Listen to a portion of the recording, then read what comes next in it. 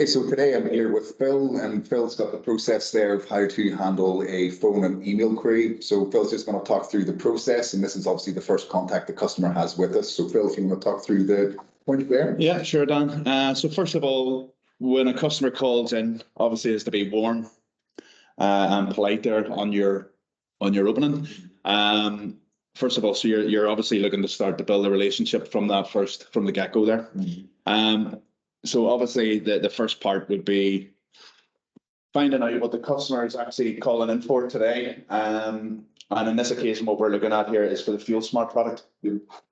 So the first thing that I would do there is obviously welcome them onto the call. And then the very basics of what we would be looking at is to start the ball moving there would be to see exactly a basic question would be what size of fleet would they have, so get an idea of what we're looking at. And from that, whether you have 1 or 500, it will not matter. The process is exactly the same for each customer. Yeah. So every customer matters in that respect. So pretty much from that is finding out the understanding of the fleet size, and then obviously as well, you can go in different sort of processes, whatever information you want to gather. First of all, I would then ask for customer details to get that out of the way first of all, rather than going to the end and you may have forgot that particular process. So I would ask for contact phone number, email address, any information on their company, and then go from there. So that would be the size of fleet. Welcome them there onto the call. And one of the main things is they're obviously calling in for a reason. So you want to find out, have they actually had a similar system in the past? Have they used anything with monitoring fuel? And if yes, I would always elaborate to say, like, well, what worked for you? Yeah. And what didn't work for you? And then it's trying to establish, is this something here that they're obviously all in here looking to see what we can facilitate for them. So, and again, if they haven't, then it's a matter of finding that part out. So that's grand. And then it's a question of saying, like, well, how are you currently monitoring your driver's performance, fuel consumption, and actually finding out, are you maximizing your miles per gallon, for example, on the fuel? And getting that information back from the customer is vitally important. Yeah. To establish what we're looking at. So basically from that end of it there, you're looking to see, has anyone else actually even given them a referral into us? That's an important, as someone actually mentioned, because that's exactly what we're after. Yeah. We're looking to make sure that our systems are working great out there and we've got a good reputation. So I would be asking, are you in contact with anyone else? Yeah. So that's very important. And then pretty much from that, what we had discussed, look, it's establishing on, what they're looking from the system, and then it's talking briefly about the benefits of the system. Ideally, this is what the system can do, this is what it can monitor. We can discuss now in the process of, look, what's your carbon footprint as a business? Because this is important coming down the line, it's down the pipelines. Right. How are you going to be able to achieve presenting that information to someone that's coming in and asking you about that? Well, we have a solution to do that. Yeah. It's a very simple report, a sustainability report. So that's giving you every information on your fleet, and it's making the customer aware that, even if they don't know about it, so it's giving them a brief overview on the call. That sort of takes us round to, look, we need to really look at this in more depth. So is there an opportunity to set up an appointment? Whether that may be out in face-to-face, which I actually prefer. Yeah. I prefer going out and dealing with customers face-to-face. Would you find, sorry, Phil, that more people want face-to-face than they do like a Teams call or anything like that? I think from the last 3 years, things have changed rapidly from the whole COVID lockdown material. Businesses have learned to adapt. True. In a slightly different way, where, do they really need to, take the time out of their schedule? They're going to have to anyway, rather than a web meeting, but they want to go through the whole process of maybe blocking it, to maybe be a little bit more flexible in a web meeting. So it's still 50-50. Ideally, there are customers prefer to do the web meetings. Yeah. And it's it's handy for us as well. Obviously, from a carbon footprint, perspective, we're actually, doing things remotely, so even on our own basis. True. Which, by the way, just to sort of put in there, that businesses are asking us from your support mechanism, how green as a company are you to service us? So I find this in one of our customers where Gary Wilson was down with me. He drives an electric car here, so we're off the winner. But most of our sort of support can be done remotely. So again, that's where even our carbon footprint as a business is going to come in this. Yeah. So they're asking us how green is it, and that actually was the shopping complex in Banbridge, the outlet there down there. So Very good. they asked me that. So that is coming for businesses, whether they realise that or not. Yeah. Because things are changing down the line. But going back to this here, if we can get out, get an opportunities to sit in front of them, then we can actually do the demonstration, show them the whole system ins and out, and then elaborate from what we've talked about on the phone. Yeah. Because on the phone, you're probably talking 10, 15 minutes.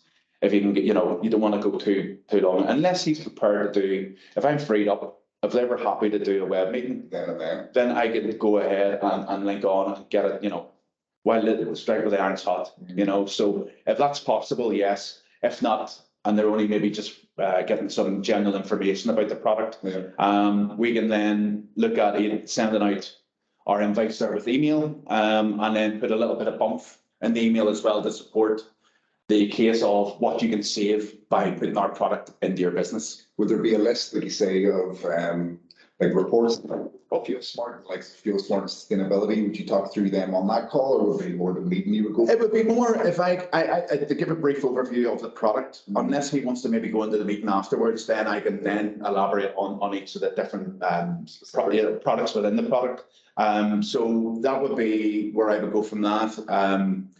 So if they were looking for the likes of, they've got their driver scorecard, they've got everything there from the vehicle scorecard. So we'd need to go through each step. Yeah. And then, but really it's finding out how are they managing the performance of their drivers like there, because we have the technology there, the driver awareness panel. Do they even know about that? So I would send a little bit of bump in the welcome email from our conversation, where it would be showing some statistics on saving from our fuel product, as well as actually demonstrations on a video of how a driver awareness panel can help their drivers perform out on the road. And it's by simple sort of little chains of steps that basically can help those guys save money at the end of the day. Smart. Smart. So that's it. We could do it after that and get out and get in and do the demonstration, and hopefully from there we're on the winner. With the good stuff. Yeah. Just check in then, Phil, would there be a template that you have for like an email response that you have to say this is what I included in the email, or is it something we can build basically? It's something you could probably build. I mean, it's nice to have a little bit of statistics that fire into the customer, especially if someone's coming on, it's maybe a new product to them. Yep. But at the end of the day, they want to see, is it going to benefit me? So if you have a couple examples in there just to say, look, these guys save 7% in their overall fuel bill.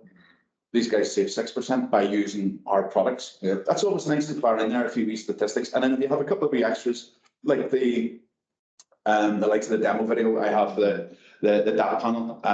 That's great as well. If they just want to quote and they just want to go through without the actual demonstration, that can happen. So not all the time.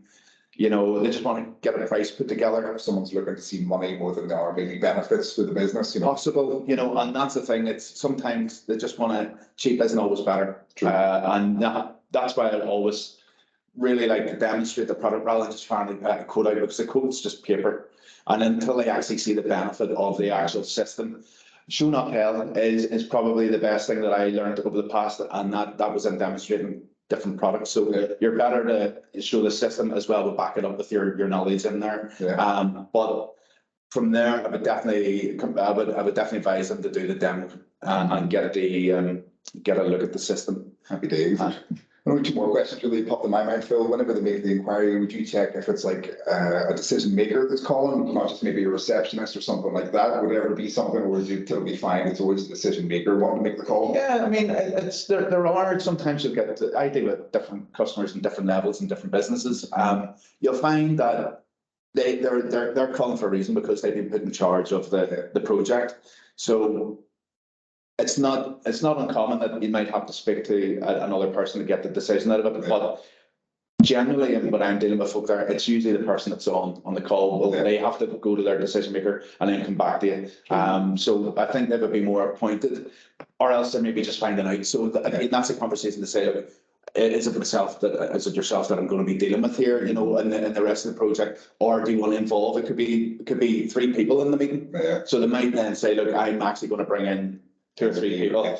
Yeah. So the initial call is someone that they've obviously assigned to make the call. To make the decision, you know. And then the meeting in front of someone, you could have 1, you could have 3, you could have 10 people in a meeting there. So The choice. it's variant out there. So, but the main thing is, it's having, you would definitely need decision maker in there. They need to weigh up all the pros and cons of. Obviously, it doesn't make business sense, but then you can start to show them the savings of what the product can do. 100%. Then you know it pays for itself. Does. And then the other question I had, is there like a time frame in which you would want to like contact or meet the customer? I know you said strike when the iron's hot. Is it a case you want to go in within a week, or while it's fresh in their head within a couple of weeks or a month, or is there a standard time frame? Well, you would like to get in quick enough. The main thing is it's finding a suitable time for their party. So whoever's going to be involved in the meeting, you know, I would like to say, look, I would open my calendar and say, look, I have these dates. What are your dates like? Yeah. So it's just a matter of if we can get in as quick as possible, because if it's fresh in their mind, it's better to go in fresh and try to get in as quick as possible.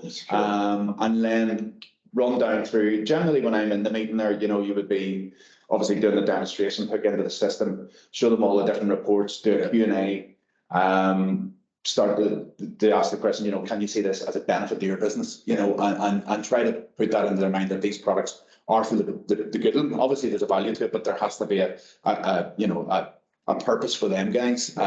So with that, yeah, I would try to get in as quick as I could. But again, it comes down to their availability. True.